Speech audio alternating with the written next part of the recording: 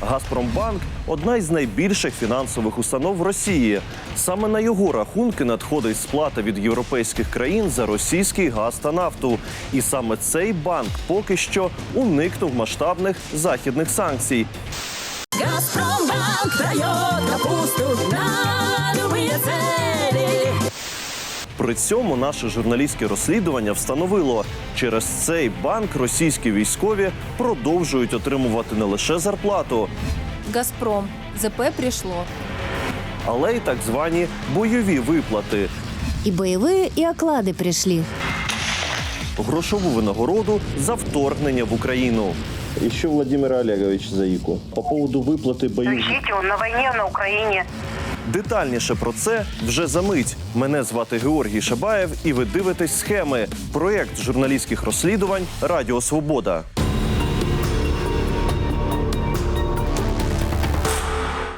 «Газпромбанк» – один із трьох найбільших російських банків. Щодо інших двох – Сбербанка та ВТБ, та ще щодо з десятка російських фінустанов – Захід, Євросоюз та Америка наклали суворі санкції. Ці банки фактично відрізані від Заходу. З ними заборонено проводити будь-які транзакції. Їх відключили від міжнародної системи платежів SWIFT. Але «Газпромбанк» така доля досі оминає. Пояснення – гроші, які країни Європейського Союзу – Німеччина, Італія, Австрія та інші – мають кудись зараховувати в Росію за російський газ та нафту, від яких ці країни досі залежні. Газпромбанк – це не зовсім банк, це умовно мішок, куди всі складають гроші і платять Росії за енергоресурси.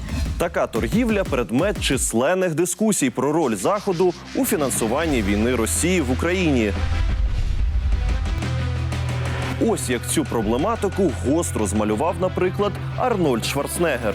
1300 ракет, які Росія випустила по містах України, за перші 2 місяці війни коштували 7,7 мільярдів євро. Це дуже багато, але за цей час Європа заплатила Росії 44 мільярда євро за паливо. Хоч як на це не дивитись, на наших руках кров, бо ми фінансуємо цю війну. Тож поки проти «Газпромбанку» Захід ввів лише так звані секторальні санкції, які не мали суттєвого впливу на його операційну діяльність. В той же час нам вдалося встановити військовослужбовців з різних військових частин РФ, які просто зараз отримують в «Газпромбанку» гроші за участь у бойових діях на території України та довести системність цієї співпраці банку з командуванням російської армії. Далі наведемо докази. Найбільш раннє підтвердження того, що російські військові отримують зарплату через «Газпромбанк», яке нам вдалося віднайти, у 2015 році. На сайті 64-ї мотострілецької бригади, яка базується в Хабаровському краї, ми знайшли згадку про те, що військові отримували у цьому банку грошове забезпечення. Солдати цієї бригади брали участь у повномасштабному вторгненні в Україну. В народі їх прозвали «бучанськими різниками», а їхні злочини проти мирних людей розслідують правоохоронці.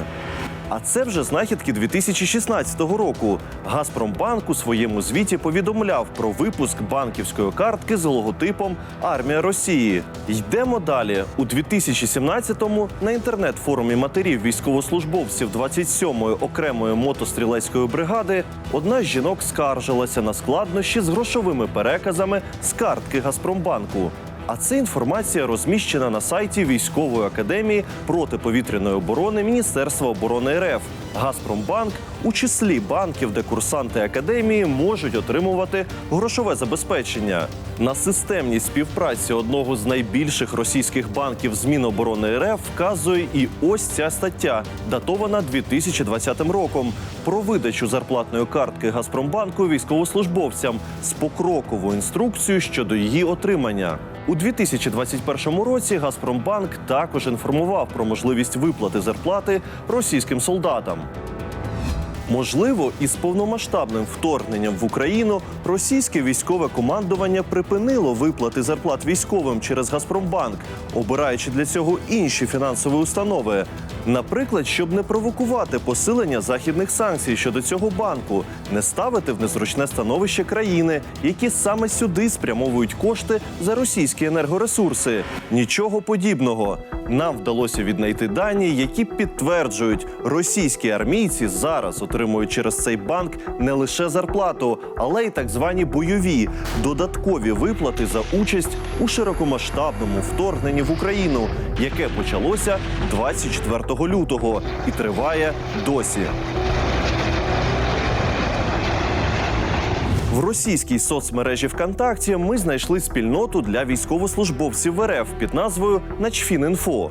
У ній багато обговорень, зокрема і тих, що стосуються виплат солдатам грошового забезпечення. Ось одне із них під назвою «Денежное довольствие. Кому, где, сколько, какой банк». Цей локальний форум створений давно, у 2013 році. Користується популярністю, у ньому майже 800 сторінок повідомлень.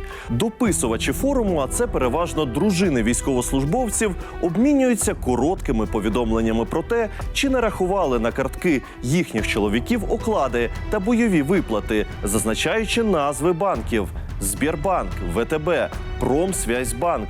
Ці банки під жорсткими санкціями Заходу. З-поміж згадок про них зустрічаємо Газпромбанк.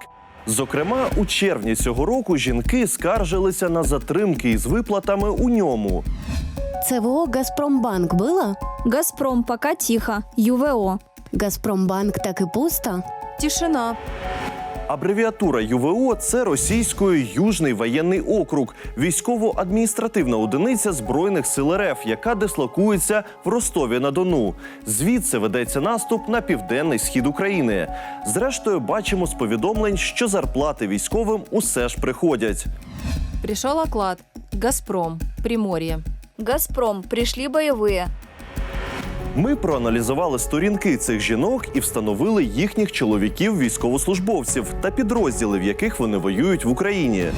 Ось, наприклад, весільні фотографії Лариси Заїки з форуму з чоловіком, датовані жовтнем 2014 року.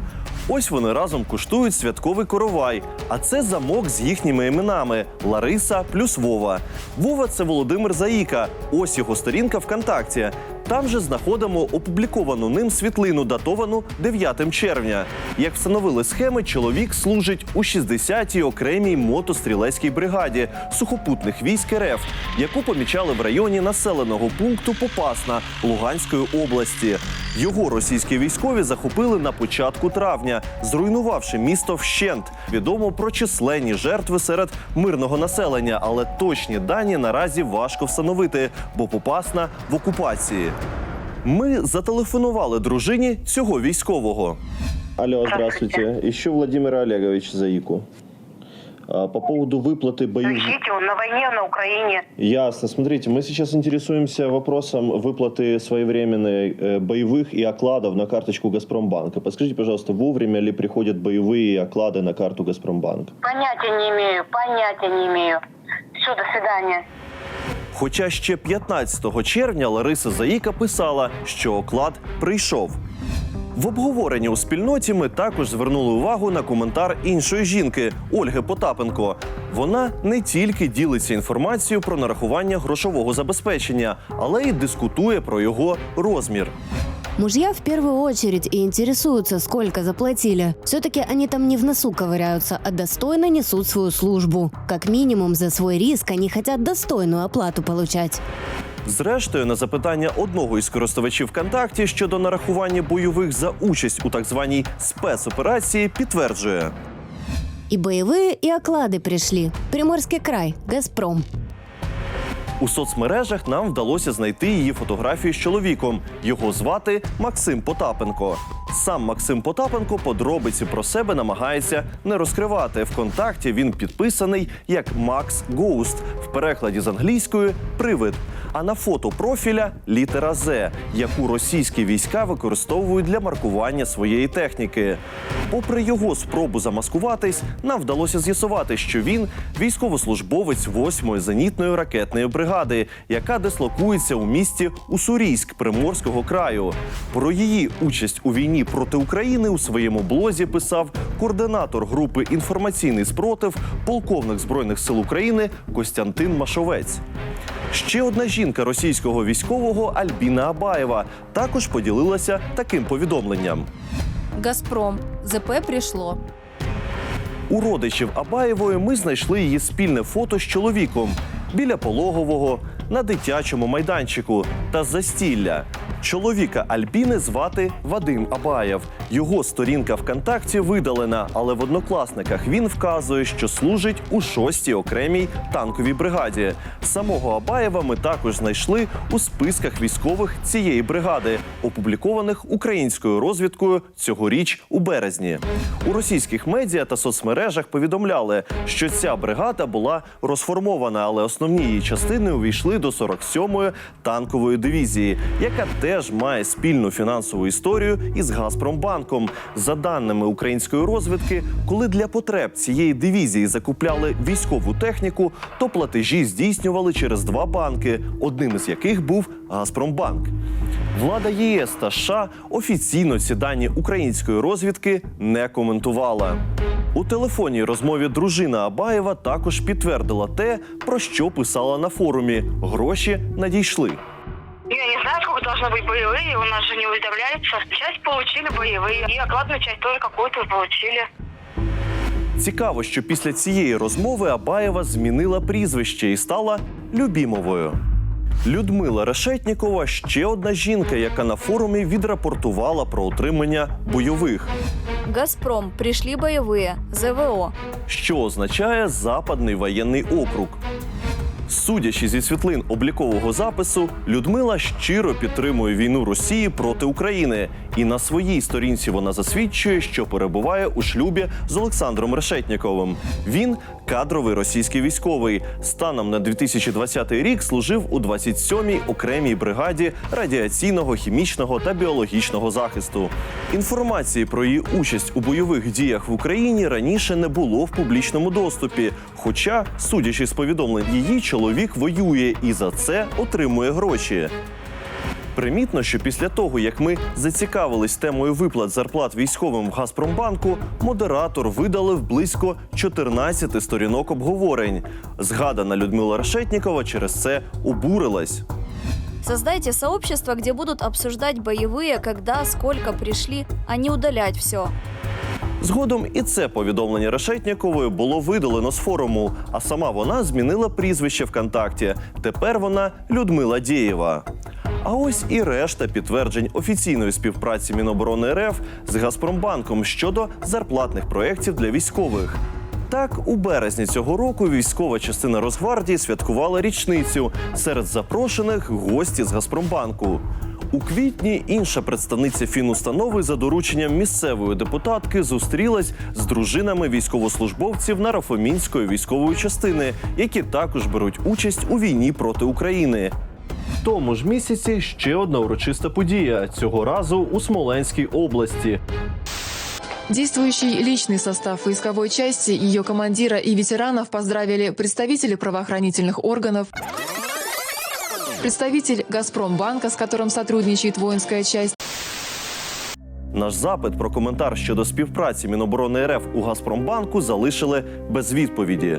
Виходить, той банк, через який проходять європейські гроші за російський газ та нафту, водночас слугує гаманцем для зарплатних виплат російській армії за ведення агресивної війни проти України. Війни, яка вже забрала життя десятків тисяч українців та мільйони залишила без дому. Ми виклали ці факти в листі до Ради Європейського Союзу, яка ухвалює рішення щодо запровадження санкцій, та очікуємо на коментар. Днями президент Володимир Зеленський заявив, Євросоюз має заблокувати діяльність всіх без винятку російських банків. Передусім це стосується Газпромбанку, одного з головних гаманців для оплати антиєвропейської політики Російської Федерації. 6 попередніх пакетів санкцій, запроваджених ЄС, вдарили по інших російських фінустановах, але Газпромбанку майже не торкнулися. І на нього переключається все більше і більше клієнтів інших російських банків, які постраждали від санкцій. Це така гавань уникнення санкцій на фінансову систему. За повідомленням української розвідки, цією гаванню вже користується російська державна корпорація «Роскосмос», яка активізувала міжнародні розрахунки через непідсанкційний «Газпромбанк». Днями на дилему щодо «Газпромбанку», яка стоїть перед західними урядами, звернули увагу журналісти американського медіа NBC News, цитуючи західних експертів. Санкції проти Газпромбанку були б рівнозначні ембарго на російський газ, що наразі не на порядку денному. ЄС спершу має ввести ембарго на російську нафту, що заплановано на кінець року.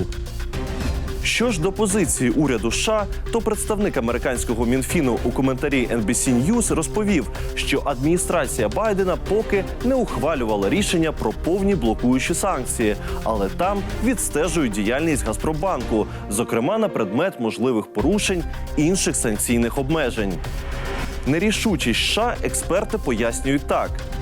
США знають, що якщо вони запровадять санкції проти Газпромбанку, це спричинить величезні проблеми в Євросоюзі. І адміністрація Байдена прагне уникнути зіткнення зі своїми європейськими союзниками. А поки у Європі думають і шукають шляхи, як повністю позбутися залежності від російських енергоносіїв і таким чином припинити будь-які розрахунки з Росією, російські солдати, день за днем обстрілюючи українські міста та вбиваючи українців, продовжують отримувати на початку кожного місяця сповіщення з непідсанкційного Газпромбанку. Прийшли бойові за спецоперацію.